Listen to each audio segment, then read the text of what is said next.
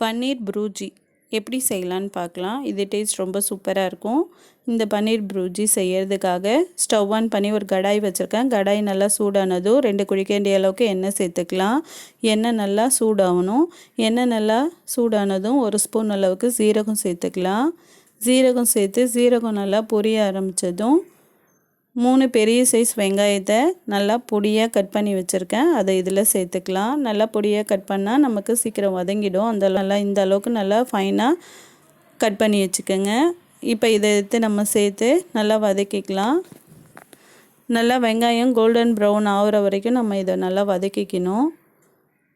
அது வரைக்கும் நல்லா வதக்கிக்கலாம். இப்போ இந்த ஸ்டேஜில் ஒரு பச்சை மிளகா கீரி வச்சுருக்கேன், அதையும் சேர்த்துக்கலாம். சேர்த்துட்டு நல்லா வதக்கிக்கலாம். இப்போ வெங்காயம் நல்லா சீக்கிரமாக வதங்கிறதுக்காக இந்த டிஷ்ஷுக்கு தேவையான அளவுக்கு உப்பு சேர்த்துக்கலாம். உப்பு சேர்த்து வதக்கும்போது நமக்கு சீக்கிரமாக வெங்காயம் வதங்கிடும். நம்ம இந்த டிஷ்ஷுக்கு தேவையான அளவுக்கு உப்பு சேர்த்து நல்லா வதக்கிக்கலாம். இப்போ இந்த அளவுக்கு ஓரளவுக்கு நல்லா ஓரளவு பாருங்கள் கண்ணாடி பதம் வந்துடுச்சு. இன்னும் கொஞ்சம் நேரம் இது வதங்கினதும் இதில் 1 ஸ்பூன் அளவுக்கு இஞ்சி பூண்டு பேஸ்ட்டு சேர்த்துக்கலாம். இப்போ இந்த அளவுக்கு வதங்கிடுச்சு. இப்போ இதில் 1 ஸ்பூன் அளவுக்கு இஞ்சி பூண்டு பேஸ்ட்டு சேர்த்துக்கலாம். இஞ்சி பூண்டு பேஸ்ட்டு சேர்த்துட்டு பச்சை வாசனை போகிற வரைக்கும் நல்லா வதக்கிக்கலாம். இப்போ ஒரு 3 மீடியம் சைஸ் தக்காளியை பொடியாக கட் பண்ணி வச்சுருக்கேன், அதை இதில் சேர்த்துக்கலாம்.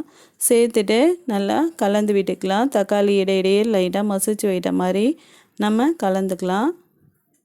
சீக்கிரமாக வதங்கிடும். நல்லா மசிகிற அளவுக்கு நல்லா வேகணும்.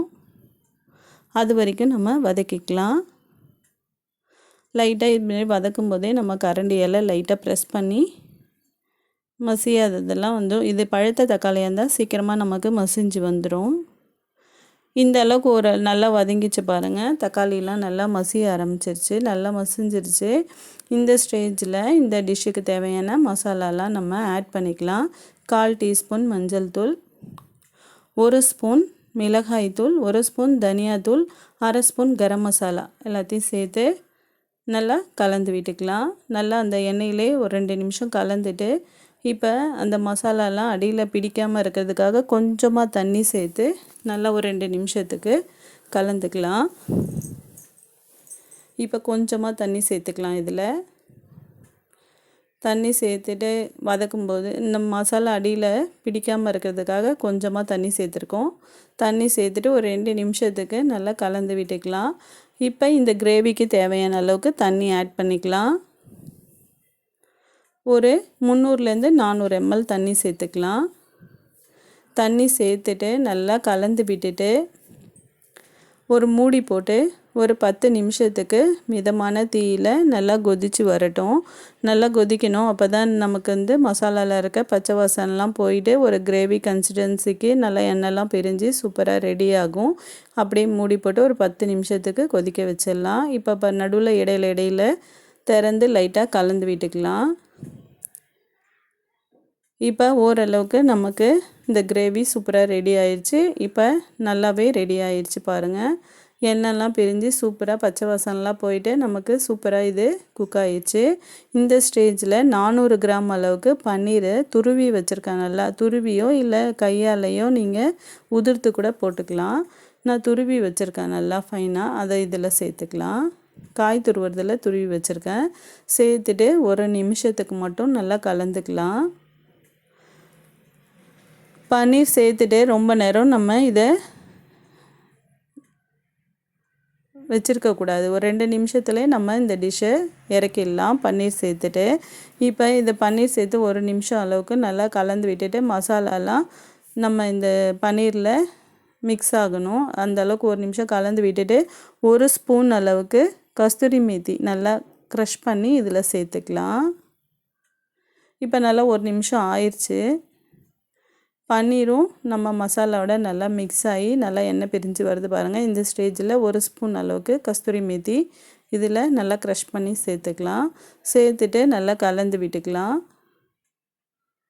இப்போ இன்னும் ஒரு நிமிஷம் கழித்து லைட்டாக கலந்துட்டு ஒரு நிமிஷம் அப்படியே சிம்மர்லேயே வச்சு பொடியாக நறுக்குன கொத்தமல்லி தழை சேர்த்துக்கலாம். கொத்தமல்லி தழை சேர்த்துட்டு கலந்து விட்டால் நமக்கு ப்ரூஜி ரெடி ஆகிடுங்க. நல்லா டேஸ்ட்டு செம சூப்பராக இருக்கும். இதே மாதிரி நீங்கள் செஞ்சு பாருங்கள். இப்போ கொத்தமல்லி தழை சேர்த்துட்டு நல்லா கலந்து விட்டுக்கலாம். இந்த பன்னீர் ப்ரூஜி வந்து சப்பாத்தி, ரொட்டி, நான் எல்லாத்துக்கும் சாப்பிட்றதுக்கு ரொம்ப சூப்பராக இருக்குங்க. எல்லாத்தோடையும் தொட்டு சாப்பிட்லாம்.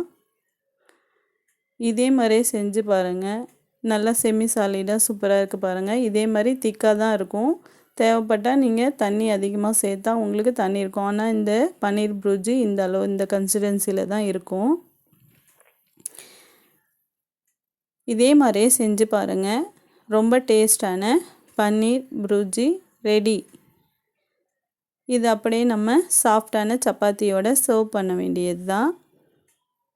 இந்த வீடியோ உங்களுக்கு பிடிச்சிருந்தா லைக் பண்ணுங்கள், ஷேர் பண்ணுங்கள், சப்ஸ்கிரைப் பண்ணுங்கள். தேங்க்யூ.